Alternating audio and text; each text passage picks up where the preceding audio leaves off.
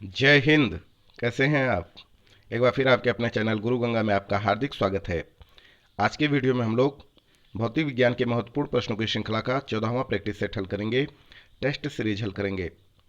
इसमें 35 महत्वपूर्ण प्रश्नों को शामिल किया गया है जो विभिन्न प्रतियोगी परीक्षाओं में पूछे गए हैं। तो यह इंपॉर्टेंट वीडियो है, आप अंत तक जरूर देखिएगा। तो चलिए बिना किसी देरी के शुरू करते हैं आज की इंपॉर्टेंट कक्षा। पहला प्रश्न कहता है, दाब बढ़ने से किसी द्रव के क्वथनांक पर क्या प्रभाव पड़ेगा? दाब बढ़ने से किसी द्रव के क्वथनांक पर क्या प्रभाव पड़ेगा? ए अपरिवर्तित रहेगा, बी बढ़ेगा, सी कहता है क्वथनांक घटेगा और डी कहता है कभी घटेगा कभी बढ़ेगा। आपको बताना है इसका सही उत्तर। दाब बढ़ने से किसी द्रव का क्वथनांक बढ़ेगा, बी बिल्कुल सही उत्तर है। अपद्रव्यों को मिलाने से गलनांक पर क्या प्रभाव पड़ता है? ए अपरिवर्तित रहता है, बी गलनांक घटता है, सी गलनांक बढ़ता है, डी इनमें से कोई नहीं। बताएं। जी हाँ, गलनांक घटता है। अपद्रव्यों को मिलाने से गलनांक घटता है। पानी कब उबलता है? ए कहता है जब इसका वाष्प दाब पारे के 76 सेंटीमीटर के बराबर होता है। बी कहता है जब इसका वाष्प दाब 1 ग्राम प्रति वर्ग सेंटीमीटर होता है। सी कहता है जल का स्थितीय वाष्प दाब वातावरणीय दाब के बराबर होता है। और डी कहता है जब पानी का तापमान 100 डिग्री सेंटीग्रेड तक पहुंच जाता है। आपको बताना है कि पानी कब उबलता है। जी हाँ, जल का स्थितीय वाष्प दाब वातावरणीय दाब के बराबर जब हो जाता है तब पानी उबलता है। पानी का त्रिगुणात्मक बिंदु ट्रिपल पॉइंट कितना होता है? ए 373.16 केल्विन, बी कहता है 273.16 डिग्री फ़ारेनहाइट, सी कहता है 273.16 केल्विन और डी कहता है 273.16 डिग्री सेंटीग्रेड। आपको बताना है पानी का ट्रिपल पॉइंट। तो इसका सही उत्तर है 273.16 केल्विन। किसी द्रव का वाष्पीकरण होने से उसका तापमान ए कहता है तेजी से बढ़ेगा, बी कहता है घटेगा, सी कहता है बढ़ेगा, डी कहता है अपरिवर्तित रहेगा। आपको बताना है कि किसी द्रव का वाष्पीकरण होने से उसके तापमान पे क्या प्रभाव पड़ेगा। जी हाँ, तापमान घटेगा। वह ताप जिस पर बर्फ, पानी और वाष्प संतुलन में रहता है क्या कहा जाता है? ए क्रांतिक ताप, बी क्वथनांक, सी हिमांक, डी त्रिक बिंदु। तो इसे कहा जाता है त्रिक बिंदु, ट्रिपल पॉइंट। वाष्पीकरण की दर किस पर निर्भर नहीं करती है? वाष्पीकरण की दर किस पर निर्भर नहीं करती है? ए वायुदाब पर, बी द्रव के पृष्ठ क्षेत्रफल पर, सी द्रव की संपूर्ण मात्रा पर और डी द्रव के ताप पर। तो द्रव की संपूर्ण मात्रा पर वाष्पीकरण की दर निर्भर नहीं करती, बाकी तीनों पे करती है। चावल को पकाने में कहाँ अधिक समय लगेगा? ए शिमला में, बी समुद्र की गहराई पर, सी समुद्र तट पर, डी माउंट एवरेस्ट पर। आप बताएं इसका सही उत्तर क्या होगा। जी हाँ, चावल को पकाने में सबसे ज्यादा समय लगेगा माउंट एवरेस्ट पर। किसी निश्चित द्रव के लिए वाष्पन की दर किस पर निर्भर करती है? ए वायु के ताप पर, बी द्रव के ताप पर, सी द्रव की खुली सतह के क्षेत्रफल पर और डी उपर्युक्त सभी कारकों पर। तो किसी निश्चित द्रव के लिए वाष्पन की जो दर होती है वह वायु के ताप पर भी निर्भर करती है, द्रव के ताप पर भी निर्भर करती है और द्रव की खुली सतह के क्षेत्रफल पर भी निर्भर करती है, अर्थात उपर्युक्त सभी कारकों पर। जल का क्वथनांक यानी बॉइलिंग पॉइंट ए कहता है पात्र के पदार्थ पर निर्भर करता है, बी कहता है सदैव 100 डिग्री सेंटीग्रेड होता है, सी कहता है आपेक्षिक आर्द्रता पर निर्भर करता है और डी कहता है जल की खुली सतह के ऊपर के दाब पर निर्भर करता है।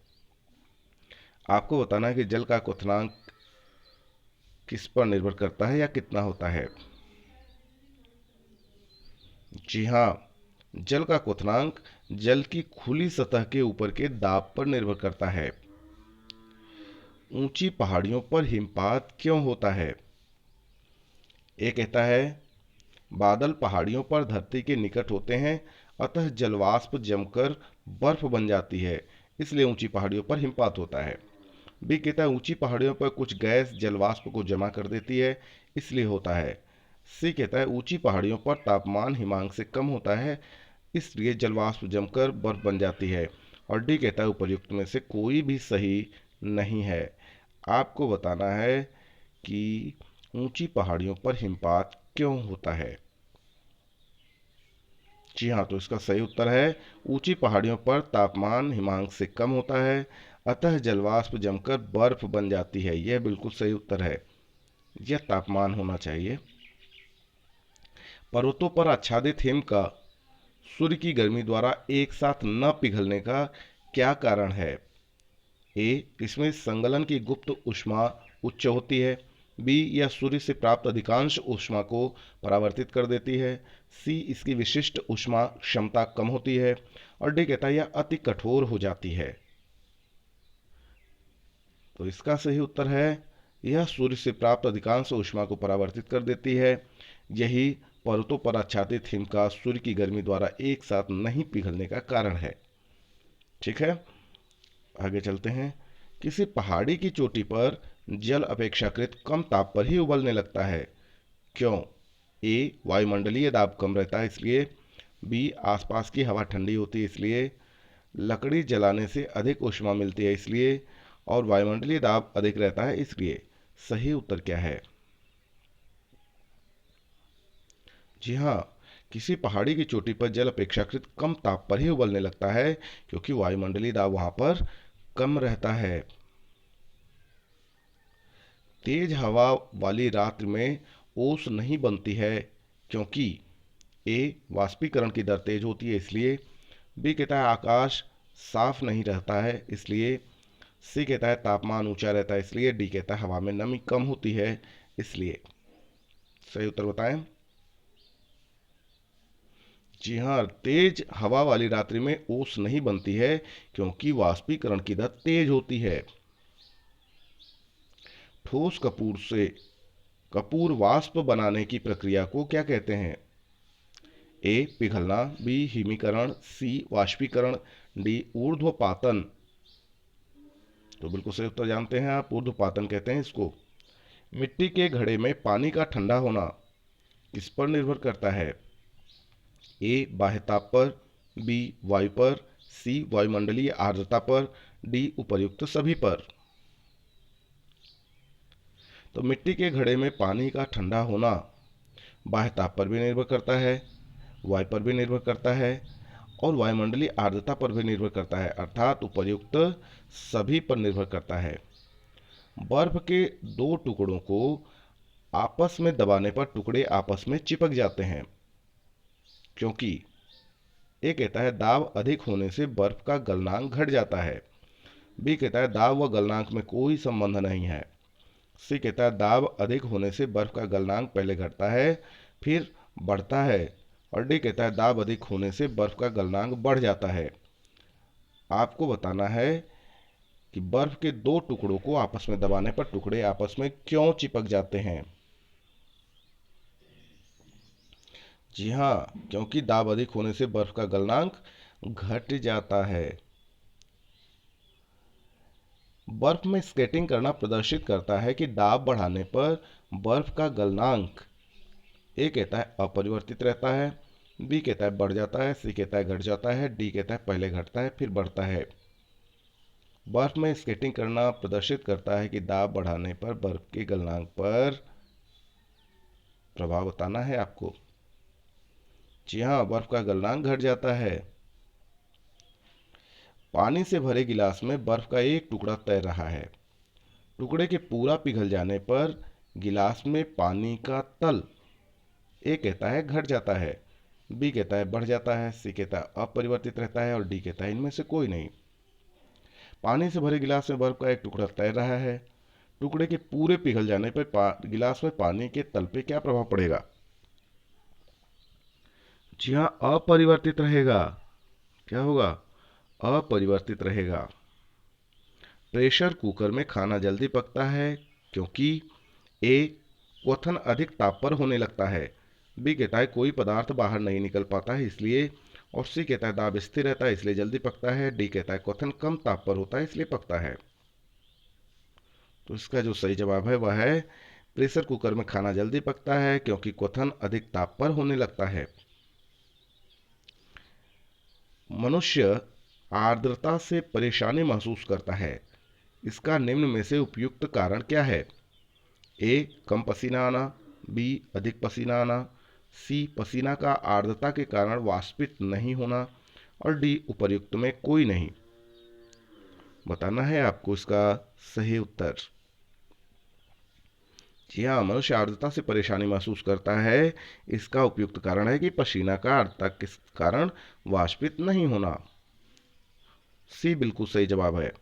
किसी द्रव का उसके क्वथनांक से पूर्व उसके वाष्प में बदलने की प्रक्रिया को क्या कहते हैं? ए वाष्पीकरण, बी हिमीकरण, सी संघनन, डी इनमें से कोई नहीं। इसे कहते हैं वाष्पीकरण। क्या कहते हैं? वाष्पीकरण। पहाड़ों पर पानी किस तापमान पर उबलने लगता है? ए 100 डिग्री सेंटीग्रेड से कम ताप पर, बी 100 डिग्री सेंटीग्रेड ताप पर, सी 100 डिग्री सेंटीग्रेड से अधिक ताप पर, और डी कहता है इनमें से कोई नहीं। पहाड़ों पर पानी किस तापमान पर उबलने लगता है? 100 डिग्री सेंटीग्रेड से कम तापमान पर ही उबलने लगता है। वह उत्सर्जित या अवशोषित ऊष्मा जो पदार्थ का अवस्था परिवर्तन तो करती है परंतु ताप में किसी प्रकार का परिवर्तन नहीं करती, क्या कहलाती है? ए उत्सर्जित ऊष्मा, बी अवशोषित ऊष्मा, सी विशिष्ट ऊष्मा, और डी गुप्त ऊष्मा। तो कहलाती है गुप्त ऊष्मा। कई बार पूछा गया प्रश्न है ये सब।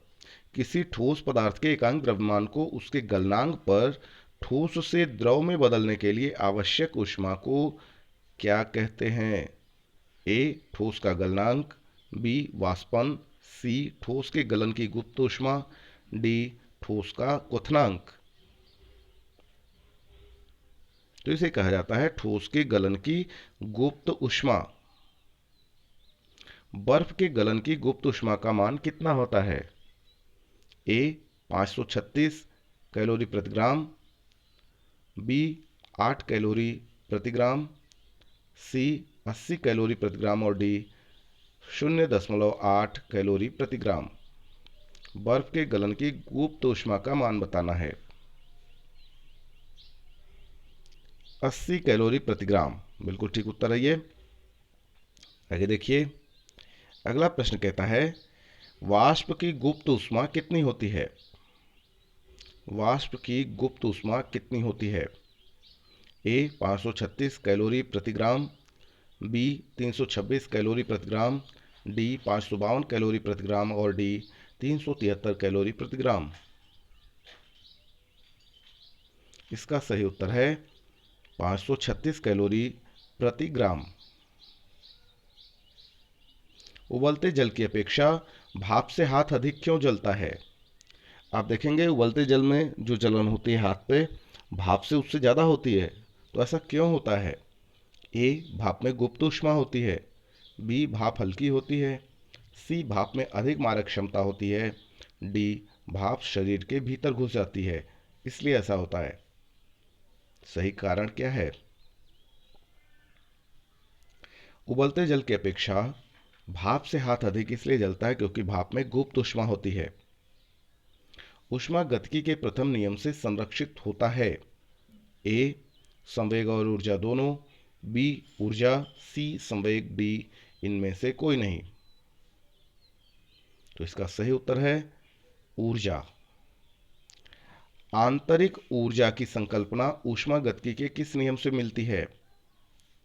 ए शून्यांक नियम, बी प्रथम नियम, सी द्वितीय नियम, डी तृतीय नियम। आंतरिक ऊर्जा की संकल्पना ऊष्मागतिकी के किस नियम से मिलती है?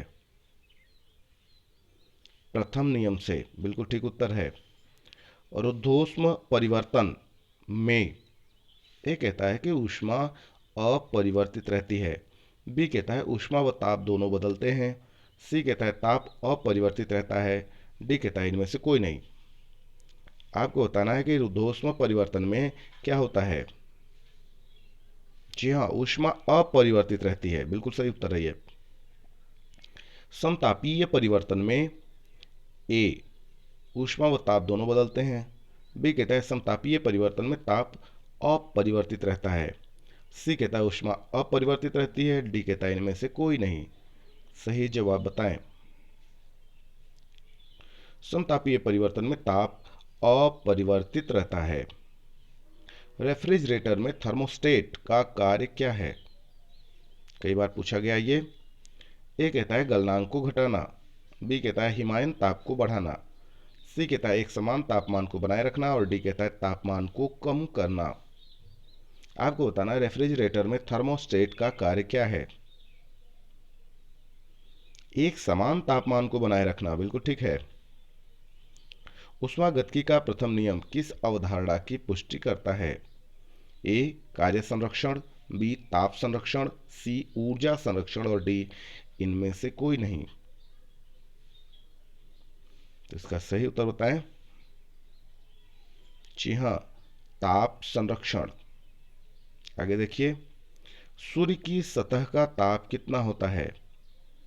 ए 200 केल्विन, बी 4000 केल्विन, सी 6000 केल्विन और डी 8000 केल्विन। सूर्य की सतह का ताप कितना होता है?